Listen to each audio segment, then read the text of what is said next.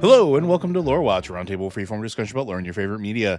I'm your host, Joe Perez, one of several lore-focused folks from Blizzard Watch, and I've got my marvelous co-host with me today, Matt Rossi. How are you doing today, Matt? Do you think the Blair Witch Project was actually good, or am I just remembering it is worse than it was?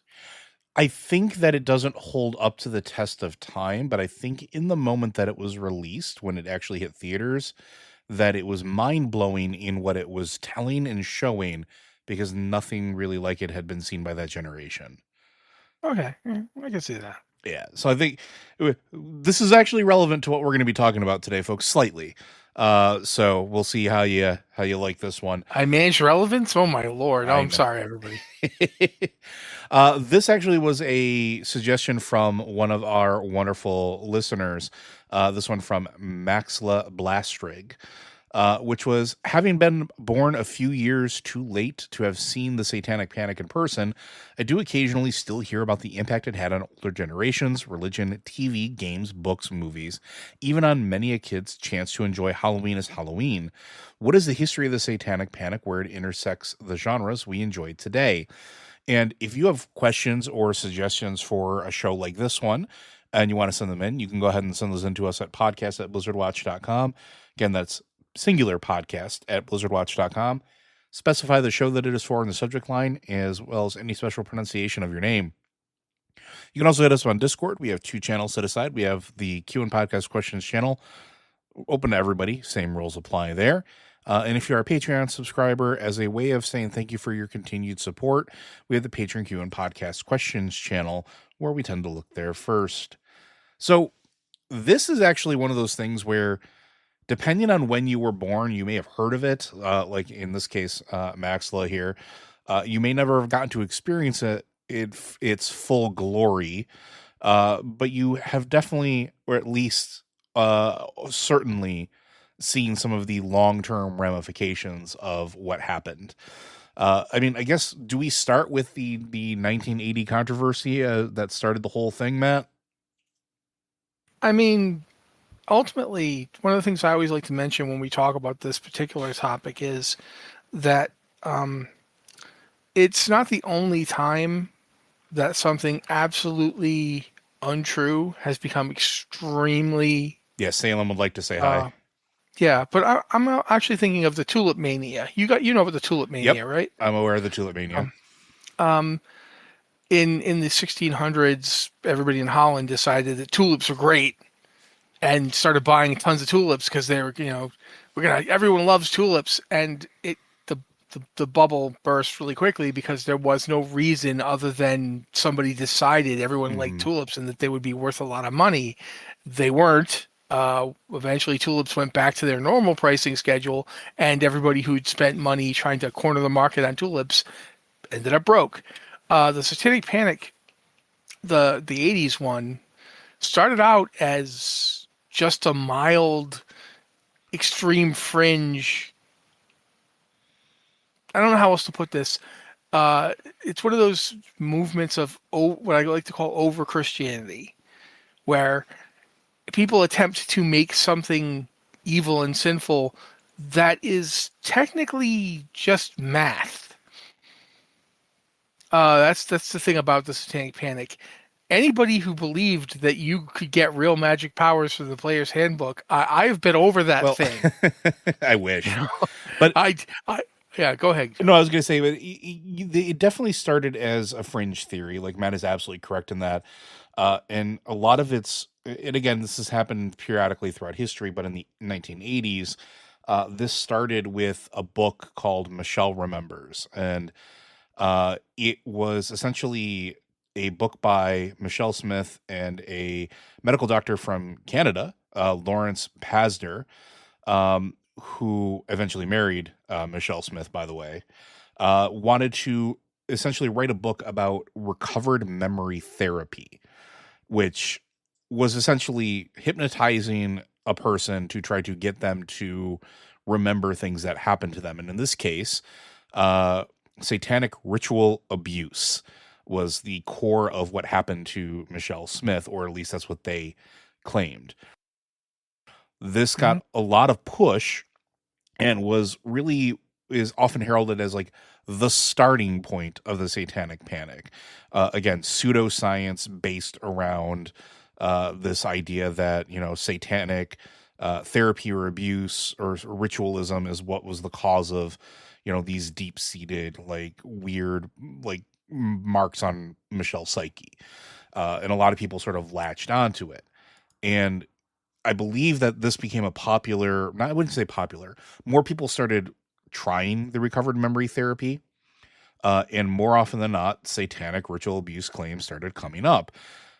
We know now that, at least in retrospect, that a lot of this had to do with people remembering scenes from movies they had seen and internalizing them in a weird way, because when you're hypnotized, well, your conscious mind isn't necessarily at the forefront and your brain processes things in weird and different ways.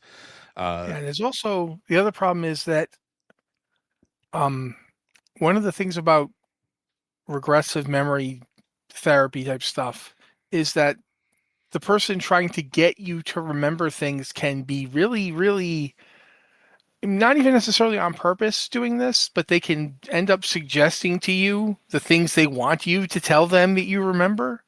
Like if someone's trying to get you to talk about that time that you were abused by Satanists, that can be suggestive to you if you are being hypnotized to tell them about it. You will want to tell them about it. It's similar to the idea of leading the witness.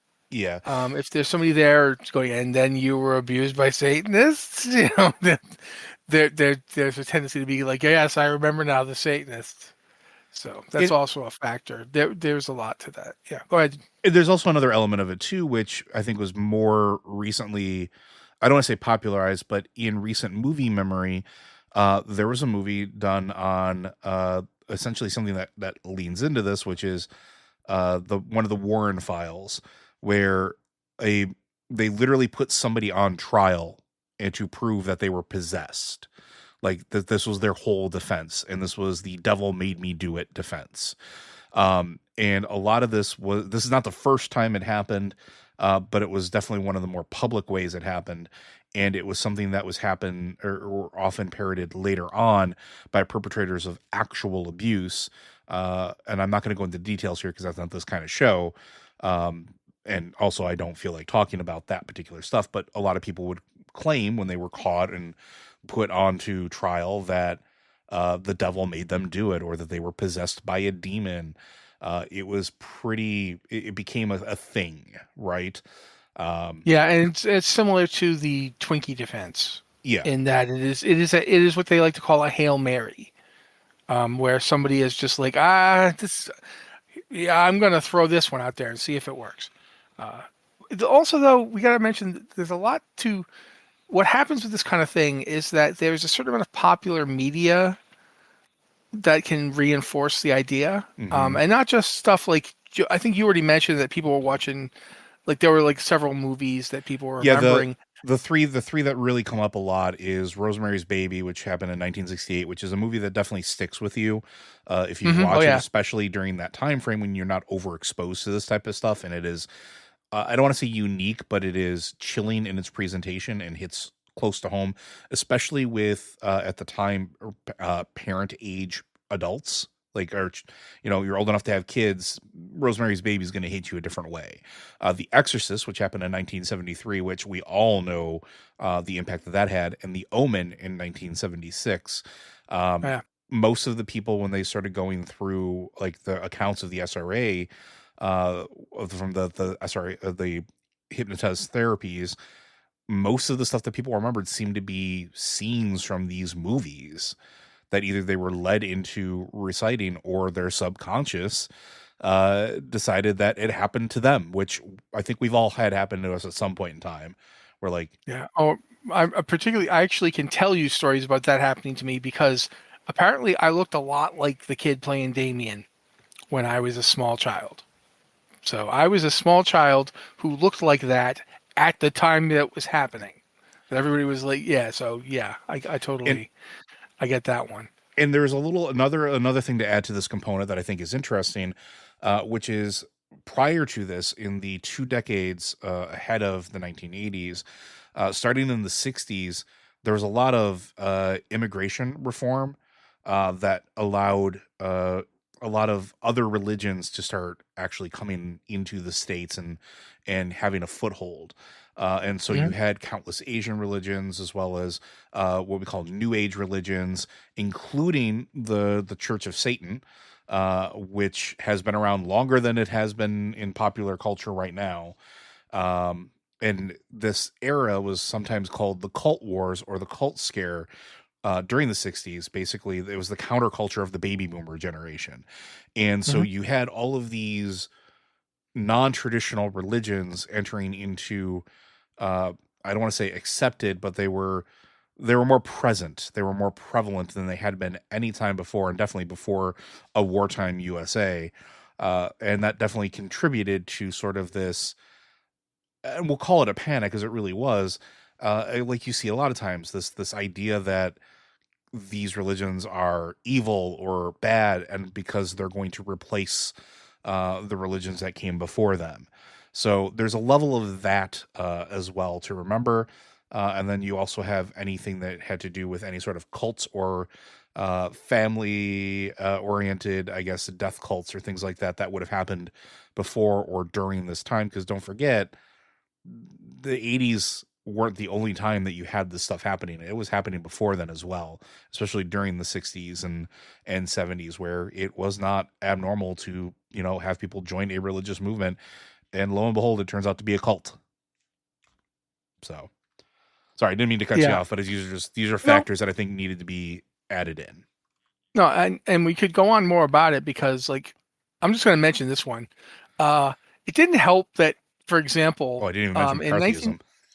yeah, I was partially going to mention the fact that very similar, a very similar circumstance where people were immigrating to the United States who were not, they were not like WASPs essentially. Like a lot of Italians and Irish people were immigrating as Catholics, and that caused a moral panic that led to you know prohibition. Like people were like so anti anything, they those evil papists with their wine, boom, that actually helped create prohibition. So there's a lot of times stuff has a weird ripple effect in that way. But I want to mention really quickly Mazes and Monsters Okay, yeah, the movie. Yep. because you may not know this, you may not have seen it, but one of the things about the Satanic Panic was a lot of it was rooted in the fact that people thought they knew what something was. Yeah, In this without case, actually learning about it, they would hear yeah, something about it and then jump on it. I'm sure you're familiar with that concept, but please continue with this wonderful yeah. wonderful blemish Uh, on Tom Hanks's career. well, it was his first movie role. I don't feel like it's a blemish. I feel like you take the jobs when you can't. You're brand new. It's 1982. You're a young guy. You're trying to break into acting as a profession. And you're told, hey, we've got this movie. It's a made for television thing, and you're like, well, wait, is this gonna be like that movie Raul Julia did for TV? It's gonna be no. This one's Mazes and Monsters. And this one, you're gonna be playing a guy who starts playing Dungeons and Dragons. Except we're calling it something else because we don't want to get sued. Um, and everything gets crazy because the guy who's in charge of the game is secretly a Satanist, and he's driving them mad with his weird magical craziness. And if you ever haven't seen Mazes and Monsters, I suggest you go look at it because it is inadvertently hilarious. Watching Tom Hanks descend into madness as the game breaks him, and is there evil involved? Is it actual magic, or is this man just insane? And it's like, wow, this is a lot of weight to hang on Dungeons and Dragons, guys. Um, it's an assumption about what's happening. If you've ever actually played D&D, I remember there's an old story about a woman who's like she found out that her son was going to be playing Dungeons and Dragons. She's like, I'm going to sit there and I'm going to watch you play this so I can prove it's Satanism. Halfway through, she just goes, this is all just math, and runs out. That is what Dungeons and Dragons actually Yeah, was but I and mean, still is. but let's frame it in the idea of like the Yeah, time but frame that that's this the is point. happening, right? Absolutely. In the 80s, part of the problem was, as Joe just mentioned, there's the predecessors of it. The 60s and 70s were some of the most Decadent. radical upheaval. Well, just socially speaking, like radical upheaval in American society. Yeah. There was the rise of the baby boomers as an actual cultural phenomenon. They were the biggest generation yet born in the United States. They came up at a time where the world had just, had two horrific wars and was attempting to just, society wanted to remain staid and, comfortable and not that horror show again. And add to fact, this was a period of time where people were growing up with the awareness that at any moment they could be killed by a force that they couldn't really control or even understand. Like nuclear war could just happen.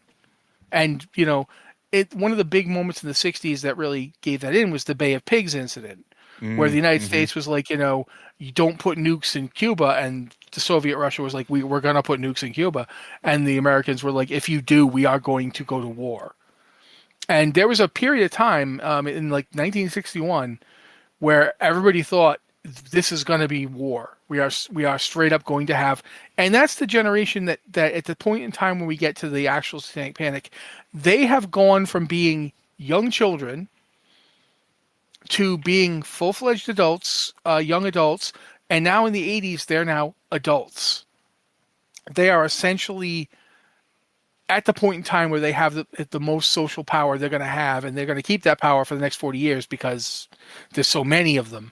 But they're at that point where they go on from being the young rebels who are trying to like figure out themselves out. They've explored the things we just talked about.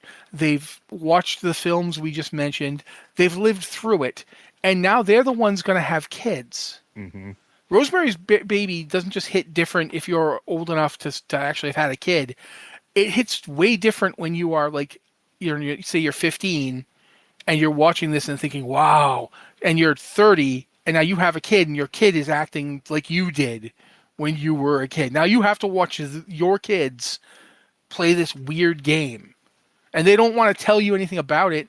And when you do tell you about it, it doesn't make any sense. Yeah, and think about it, right? Yeah. Like you're sitting there. What did you do today with your friends? You were in the basement for 5 hours. Oh, we slayed a gorgon and we cast fireball and summoned the hand of God to heal the party. Like, think about how that sounds to somebody who has no idea about make believe and had just lived through.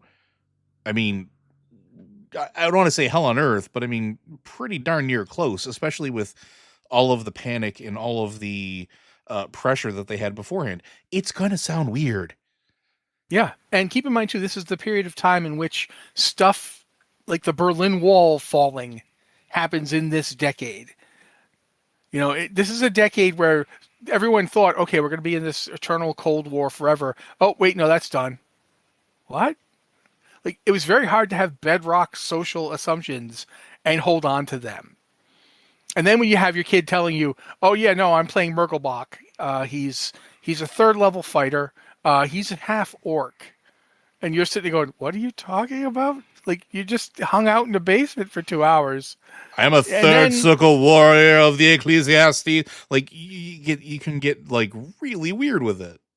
And then the worst part is people who don't know anything about Dungeons and Dragons, but who do know, I need to make money with my weird with the things I do. This is a good thing to jump on.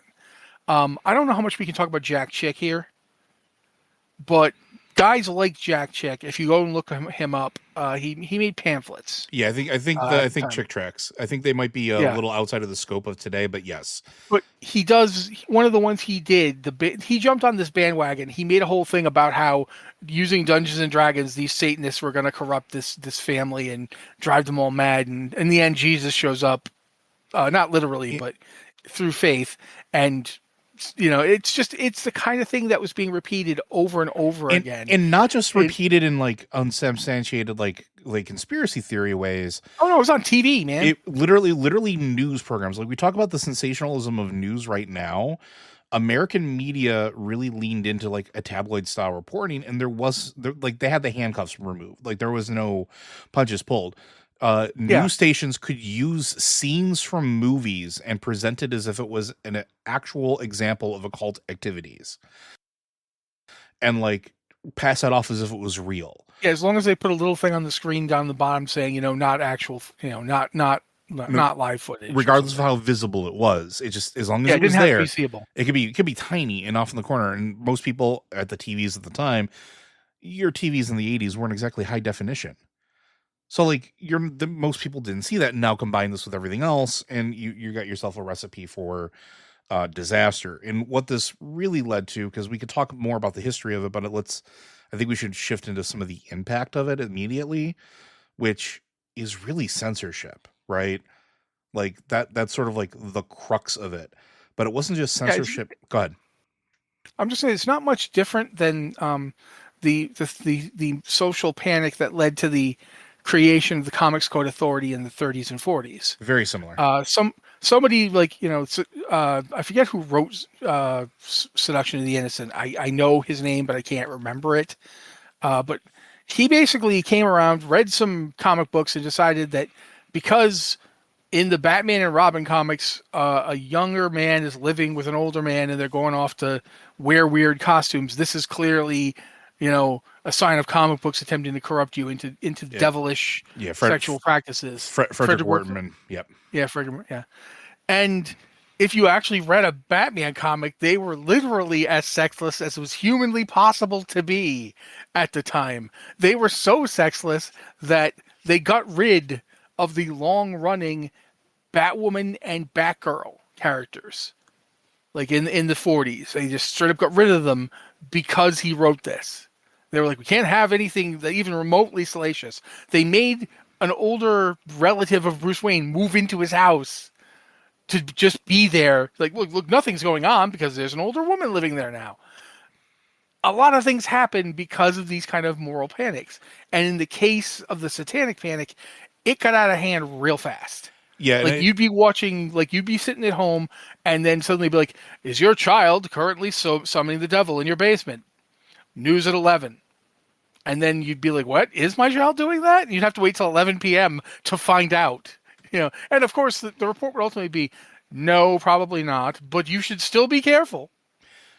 And yeah, there's a lot of that kind of stuff going on. And like other areas that it started bleeding into, because this does impact it, was music and like written culture, like Matt talked about, like comic books, because this was another the horror comic books of like the 30s, 40s, 50s. They had largely fell aside, but in the 80s they came under attack again, to the point where a lot Yeah, they of had a resurgence, which of course then led to people going like, "Oh God, not that again!" So yeah, absolutely. Which this got looped into that, where all these comic books are now teaching our kids how to summon Frankenstein's monster or become vampires and make them think they can fly and make them jump off of roofs.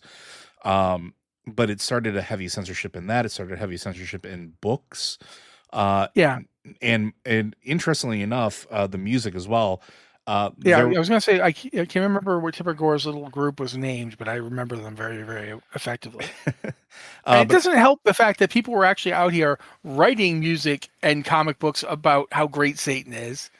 A lot of times it was, sarcastic, but nevertheless, it did exist. You take a look at like Black Sabbath at the point, like when they're at the height of their career and talking about like, Dark One and stuff like that. But then you had other bands that were falling under this category as well, especially heavy metal bands.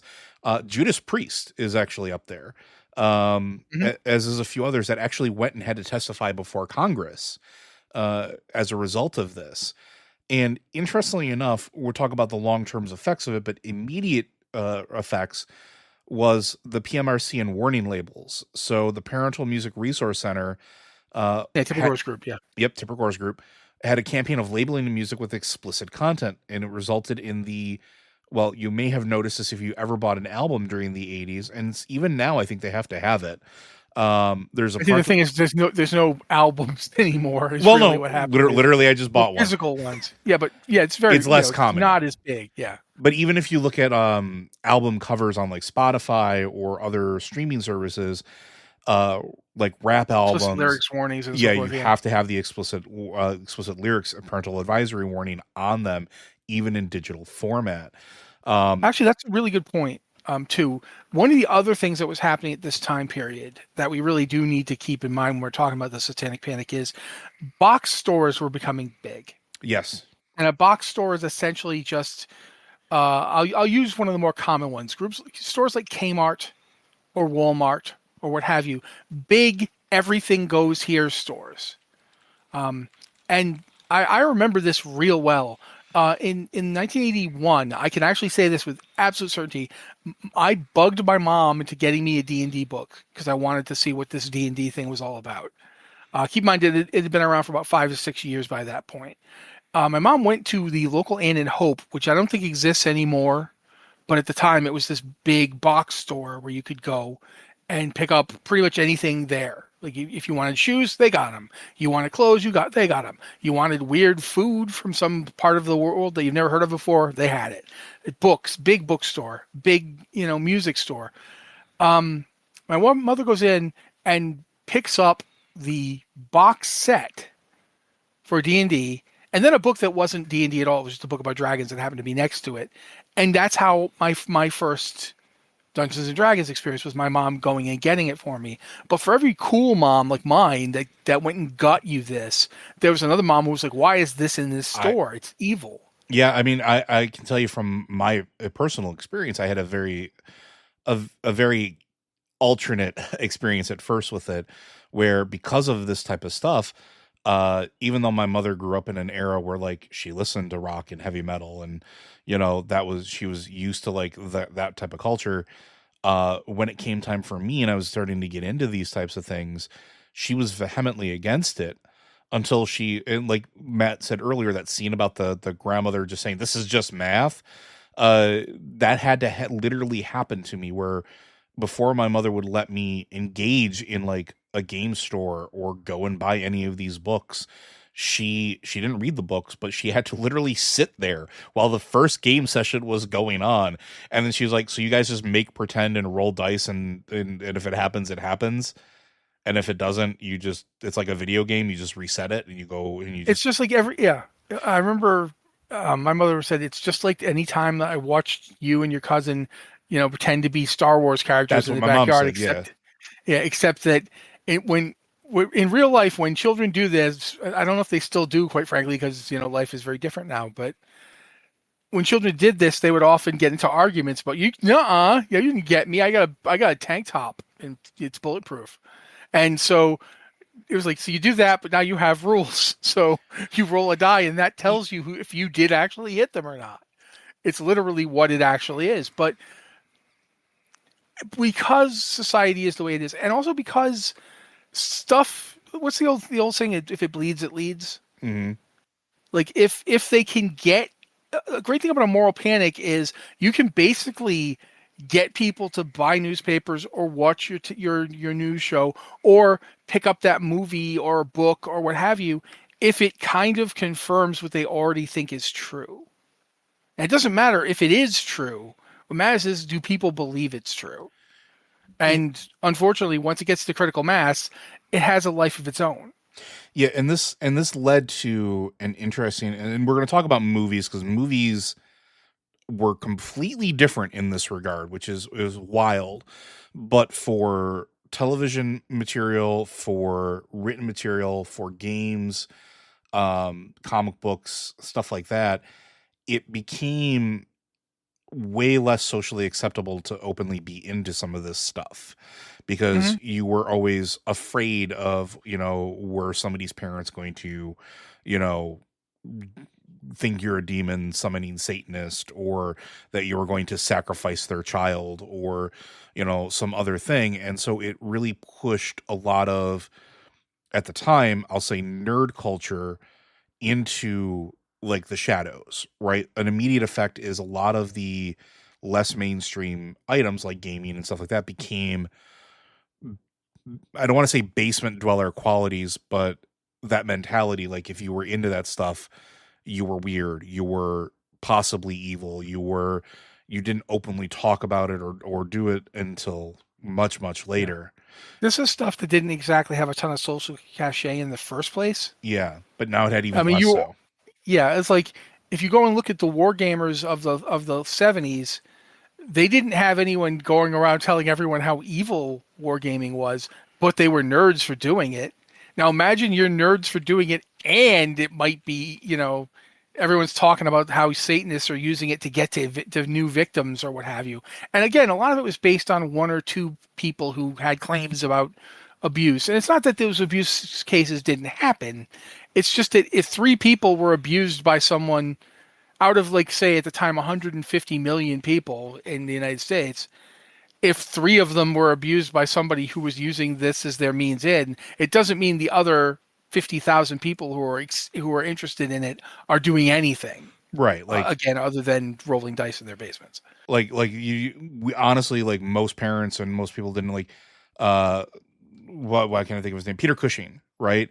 Peter Mm-hmm. Cushing, famous actor who's been in so many different things, well regarded, just absolutely phenomenal, actor, was into wargaming, right? But like, parents didn't know that, people didn't know that, they didn't care. It wasn't something that they looked into. Um, but it's interesting because it really did have an impact on the types of stories that were being told to kids. Like during the 80s, you saw the rise of, I don't want to call them like the rebirth of pulp, but it kind of was, in how things were merchandised and targeted at kids. If we were allowed to have more, I don't want to say fantastical, but more grounded things, He-Man wouldn't have been as popular as it was. Transformers wouldn't have been as popular as it was. And these were very much stories that revolved around good versus evil, coming out on top. A lot of like very morally, positive, overtly positive things without any of the subtlety that I think kids in those age groups could have been capable of understanding. So you sort of had the stories and the media that you were ingesting sort of take away the nuance. And I don't want to Yeah, say and that it then made it worse for developing minds, but it kind of did, because you weren't given that respect of, oh, you'll be able to infer what's going on, you'll be able to understand stuff, and it would have made, at least to me growing up, I had a hard time understanding certain social things because I had such a black and white view of right and wrong that I didn't understand that there were gray areas. And a lot of that I learned from the media that I consumed as a child. yeah, and the problem with the media at any time, especially like since we're talking about the Satanic Panic and we're talking about the books and movies and TV shows and games of the period that we're talking about, they're the things that are intended for children are not marketed to children sometimes. Mm-hmm. They're marketed to the people who actually have the money, Yeah. which a 12-year-old may or may not have money. Maybe they're getting paid an allowance, But maybe their they parent will have a definitely buy job. them that He-Man figure. Yeah, exactly. And so He-Man, if you look at He-Man, it's objectively goofy. And Mm-hmm. and that's nothing wrong with that. I like a lot of goofy things.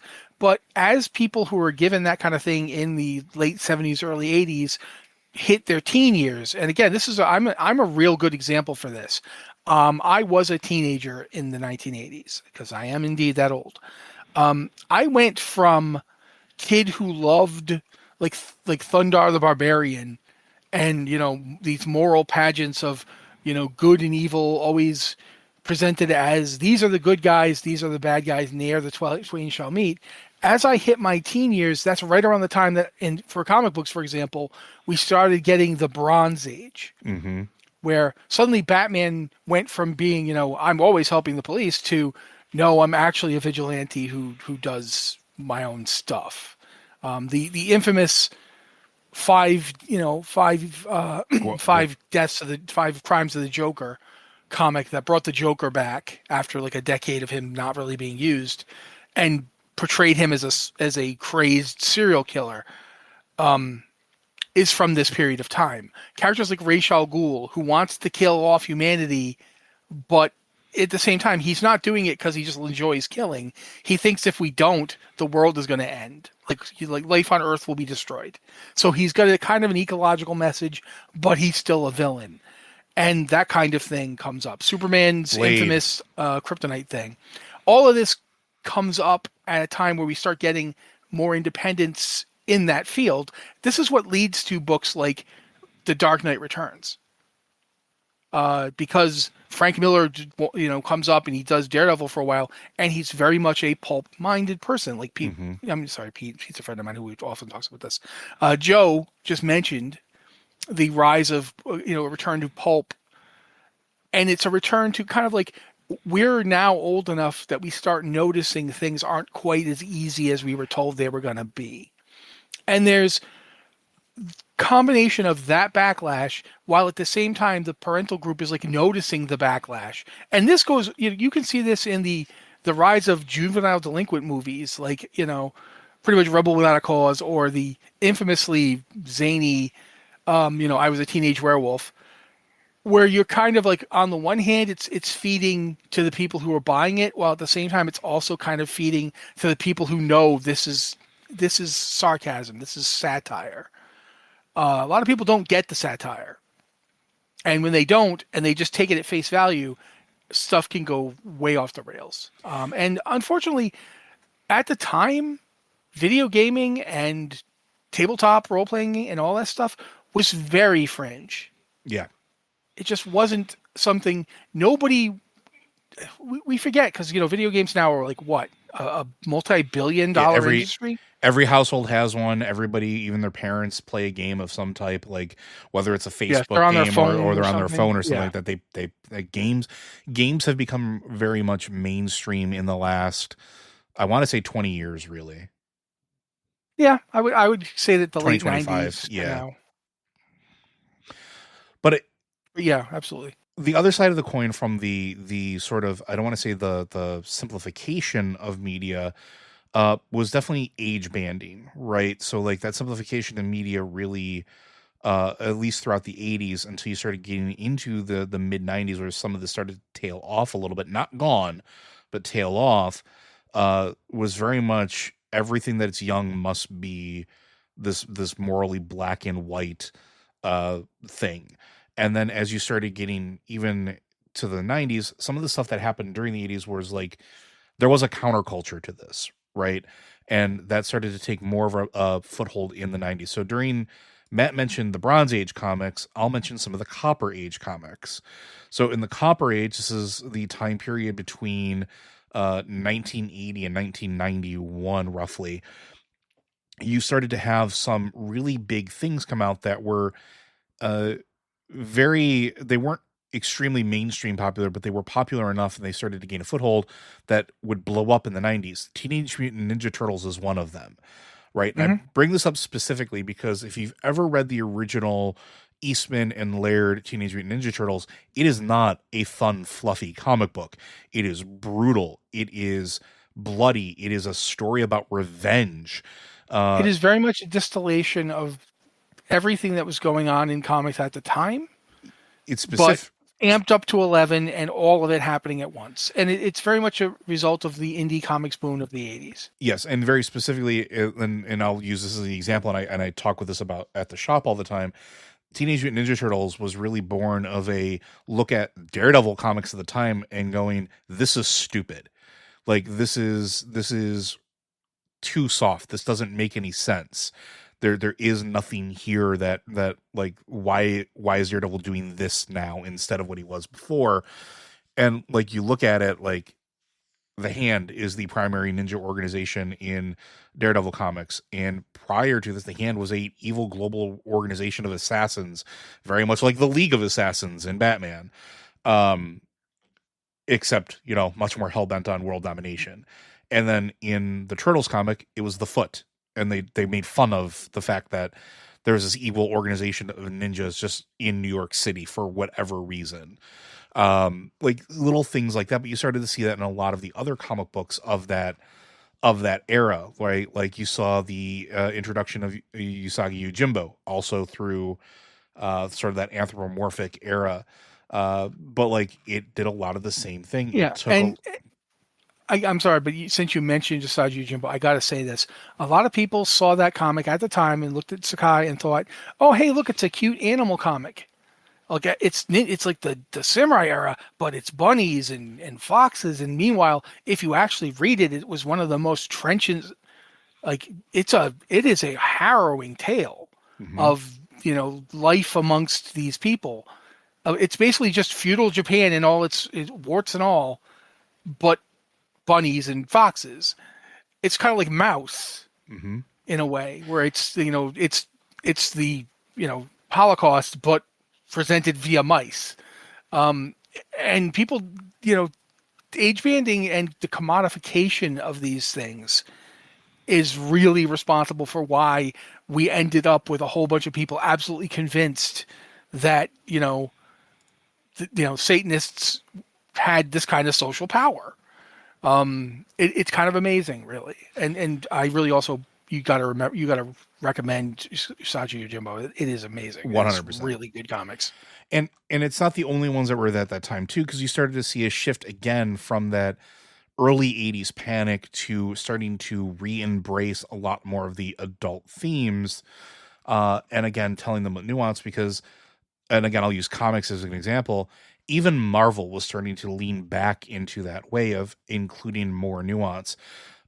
You have the Secret Wars, which was, I want to say, oh, I don't remember, but it was like in the 80s. Yeah, uh it was early '80s. Yeah, I think it was before Crisis on Infinite Earth, so it was before 1986. But then you had the black suit Spider-Man, the symbiote Spider-Man, which was not a kind Spider-Man. You had the first issue of Wolverine's solo book, originally in 1982, but taken off the shelves and then put back on as his own first like permanent run in 1988. And Wolverine is a wartime comic, right? They gussied it up in terms of like, here's a lot of old World War II stuff that he lived through because he's, so old and doesn't age. The Crow, 1989, that comic book was released, and that was not exactly a, friendly It wasn't comic even book. close to being a household name either, but Yeah. the people that knew about it knew about it. Also, I looked it up. It was May of 1984. Thank you. So you have, at least in the comic books, you have this resurgence in the late 80s, early 90s of these themes. I think Vampirella got a reprint run during that time as well. I think Um, it's the real big resurgence of Nerd Emperor was the '90s, but yeah, definitely started popping back up again. And two, it's also worth pointing out that Marvel exists because of counterculture. yes. The comic books DC Comics was putting out in the '50s and '60s, at least up until the mid '60s, were extremely like DC survived the seduction of the innocent period by basically caving hardcore, going, okay, yeah, we'll let this quote unquote independent censor program. They'll come in and they'll read our comics, and if our comics are like morally scary, we'll put the label. We won't get to put the label on our comics, and nobody will put them on their shelves. Very similar to the panic that caused movies in the 20s and 30s to have their own censorship. And that censorship lasted. It's still technically there. Like if you see a movie that's rated PG-13, that's from the censor board that was created in the 30s and 40s. A lot of art, you would go. Their response to this as an industry would be to create a censor board, and the censor board wasn't government affiliated to get around that little legal bump of going, hey, the First Amendment says I can do this. You basically would be like, yes, you can do it, but we don't have to stock it. We don't have to put it up on the shelves of our stores, especially since comic books at the time, the biggest way you heard about them was spinner racks in drugstores. Especially like in the 50s and 60s, comics weren't. You didn't go to a comic book store; they didn't exist. Nobody had a store for going in to get comic books and trading No, cards. The only trading cards people were getting, you had to go to a yeah, newsstand, right? yeah, a newsstand, or you'd go to a grocery. Like I really remember this from, of all people, Stan Lee's one of his autobiographies. He wrote about at the time that he came up with Marvel. Comics were the biggest place to get comics was a drugstore. Yeah. You go to get, and there'd be a spinner rack up front, and you'd go get your comics there.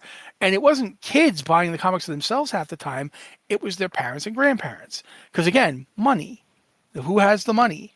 At the time, a nickel for a comic was considered a big deal because did kids have a nickel? Did they have like, it may sound ridiculous to us now because, if you can get anything for a nickel right now, congratulations, time travel friend. But yeah, there's a lot of this stuff that comes up in waves and then is reacted to later.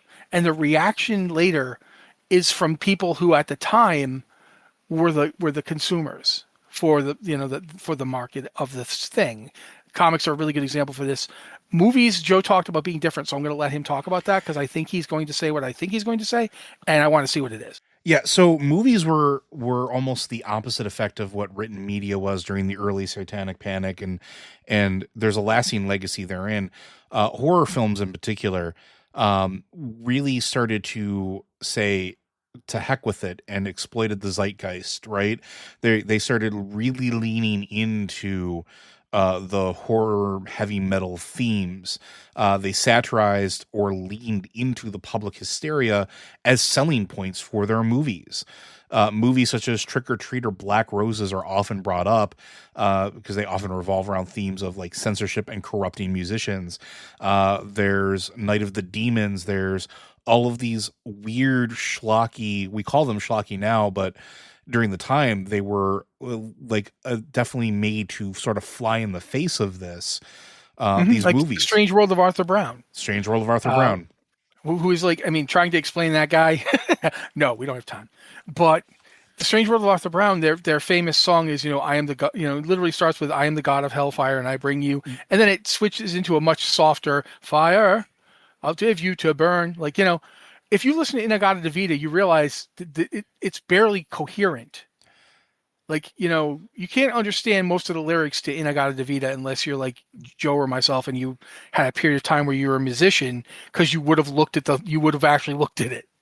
You would have gotten the music and you would have looked at it. So you're like, oh, that's what he's saying. Oh yeah. But like going back into like some other examples, like of like things that flew in as you have let's talk about The Witches of Eastwick or Little Shop of Horrors, which you may not think of as being flying in the face or being used as counterculture. Oh yeah, no, it absolutely is. But it absolutely is. It's a horror musical. Like go and listen to go watch the original movie in 1986 and make your way through it and tell me that it does not have that deep dark undercurrent that it gets amped up in the end, but it's under this fluffy musical that they wanted us to watch musicals and all these things, but this really flew in that face.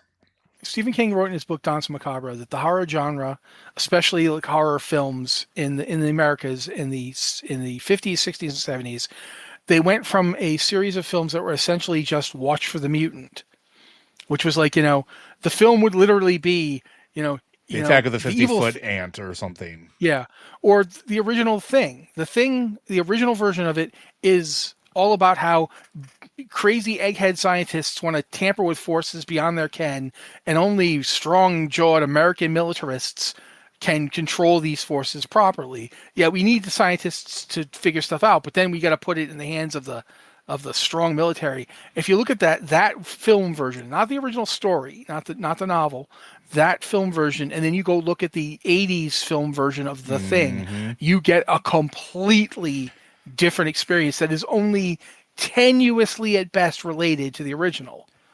And it is an absolute reaction to, and one of the greatest horror films ever made. And I remember the first time I saw that thing, I was freaked out for days.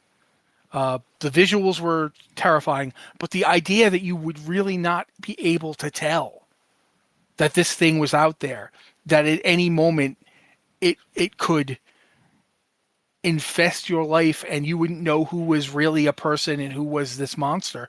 Invasion of the Body Snatchers, the film version comes out in the 70s, late 70s.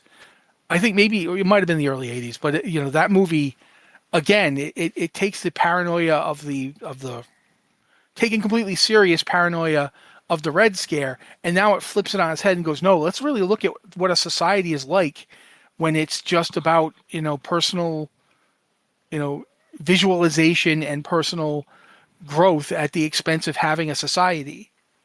And that's why it's so terrifying. All of that stuff it's the clash of culture and counterculture, which then leads to counterculture becomes the new culture. Yep. And in that field, while that's all going on, somebody's going to try and figure out, okay, what's the new counterculture then? And in this, And unfortunately, you I go was ahead, going to James. say, in this case, you start seeing things like the slasher films really becoming into their Mm-hmm. own in the 80s. Case in point, Child's Play is a really good example of an enduring IP that started. It was 1988 when that released. Mm-hmm. And what did it have? It had a satanic serial killer murderer, Charles Ray, putting his soul into the child's toy and then trying to take over that child's soul. Tell me that's not allegorical to the Satanic Panic. And it's also allegorical to the consumptionism of the time. 100%. Because as much as we talked before about how He-Man as a cartoon was like moralistic and goofy, it was also a naked cash Cash grab. grab. It was commercials. Like the He-Man cartoon was literally a commercial from start to finish. Like every episode of that show was a commercial trying to get you to buy these new toys. And Child's Play is a really good example of going from the 70s of movies like, Texas Chainsaw Massacre to the late 80s with Child's Play.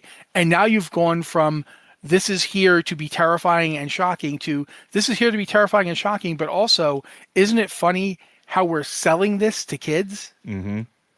And there is a lot of that to it. It's actually Child's Play we could talk about just by itself. We could, and Like, maybe one yeah. day we will if you guys are interested in it, because there's a lot to talk about there, especially with the TV series.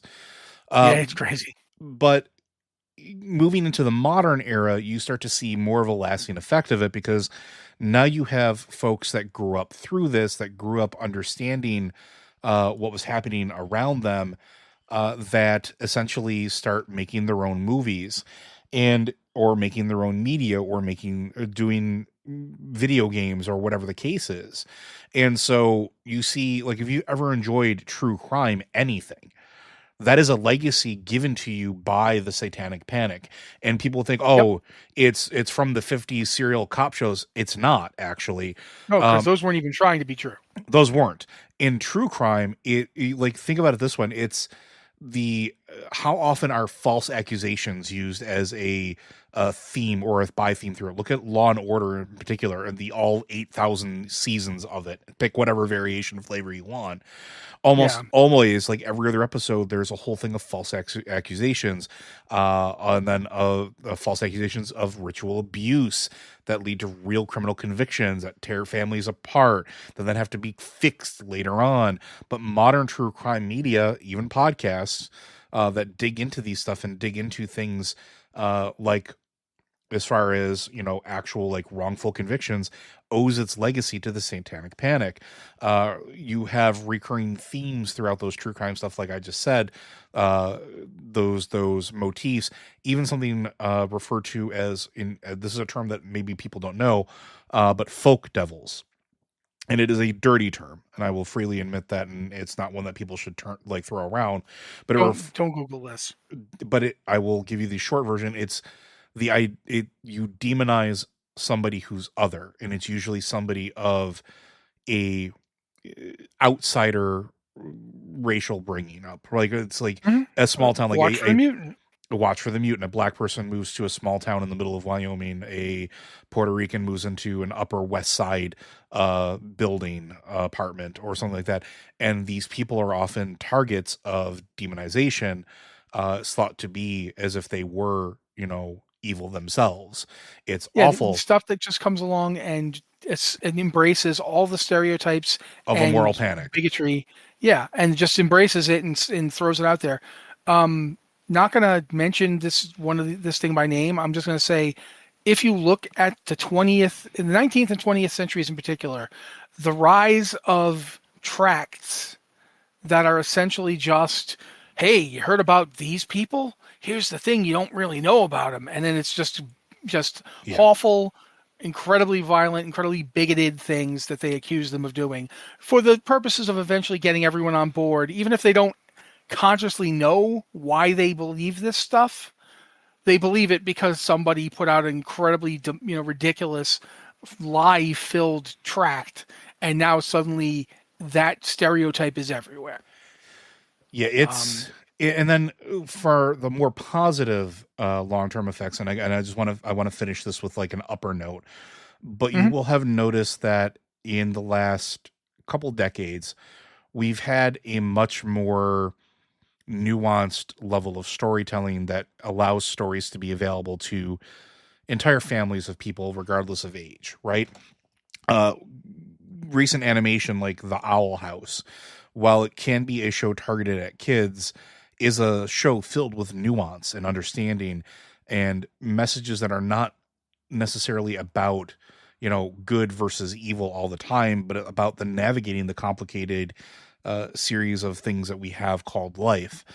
Video games start doing that as well, where we talk about, and I I don't know how else to put this, but if you've ever seen somebody in a video game you thought I could fix them, that's because you're benefiting from the gray storytelling of villains. They're not necessarily black and white anymore. Uh, yeah. There's a character from a book that I loved as a young teenager coming up and understanding that these things, named Mark Remillard, from the Julian May's books. She wrote the Saga of Fleacine Exile, which is where I first encountered him, but he was in a lot of her earlier stuff. He is not a good person. He is a smart person, and he is, in many ways, he is a product of someone coming up through a society that is extremely repressive and extremely controlling, which I think anybody who grew up as a baby boomer would get. Because you go from a society, the American society in the 1940s and 50s was extremely compliant by nature. It was extremely repressive. And, if you've ever like realized, hey, I think I might actually be not entirely straight, or I think I might have a weird little neurodivergence thing happening, you know what it feels like to be in a society that is not embracing you. And Remillard, the reason I think of him when I think of this kind of subject is he is not he's not a clown, and he's not like an evil for no reason person. He has morals and ethics, but those morals and ethics clash with the society he's coming up in, and sometimes he does horrible things. He is like what my proto example of this kind of gray storytelling, where you have a character that you don't want to like them necessarily, but you kind of do because they're smart and look, I'll just say it. There's a reason that Magneto went from being just a comic book supervillain who wanted to create nuclear war to an allegory for what repression and unoppression does to people and how it warps them. There's a reason that happened in the 60s and 70s and even in the 80s with Chris Claremont. The fact that Magneto went from being a cardboard cutout to an actual character is that movement, in my opinion. yeah, and I just think it's interesting to see like all the things that we have today as a result of this that have kind of stuck around. The rating systems have all been revamped over the years and are often used for this stuff. The way that storytelling has shifted, the types of stories that are being told, which I think is also a pretty big one. Um, it's really interesting to see how this event went from mass hysteria and conspiracy theory to having just long-term echoing effects on everything we consume, whether you know it or not. And And even on the things that were initially part of it, in many cases, people only remember that they were involved in the Satanic Panic, not necessarily what they are. Like there are people that straight up. You mentioned Dungeons and Dragons; they'll still bring this up. yeah, Like, and you're like, dude, come on! It's 2025. It's been 40 something years here, guy. You gotta move with the times. And they're like, no, I heard that. It's also a really good example of how someone's first impression on something can often be long lasting, even if it's utter ridiculousness. yeah. But I think that's going to do it for us today, folks. We could go on about this for several more hours, but we got to stop We some really point. Again, Blizzard Watch is made possible due to the generous contributions at patreon.com/BlizzardWatch. Your continued support means that this podcast site and community is able to thrive and grow. Blizzard Watch supporters enjoy exclusive benefits like early access to the podcast, better chance of having your question answered on our podcast, or the Q&A ads-free site experience. If you have questions for this or any of our podcasts, be sure to send those in to podcast@blizzardwatch.com. Specify the show that it is for in the subject line, as well as any special pronunciation of your name. If you want to hit us up on Discord, you can do so. We have the Q and Podcast Questions channel set aside for you. Same rules apply. If you're a Patreon subscriber, you can also hit us up on the Patreon Q and Podcast Questions channel in Discord. We tend to look there first as a way of saying thank you for helping us keep the lights on. But with that, folks, we'll see you next week.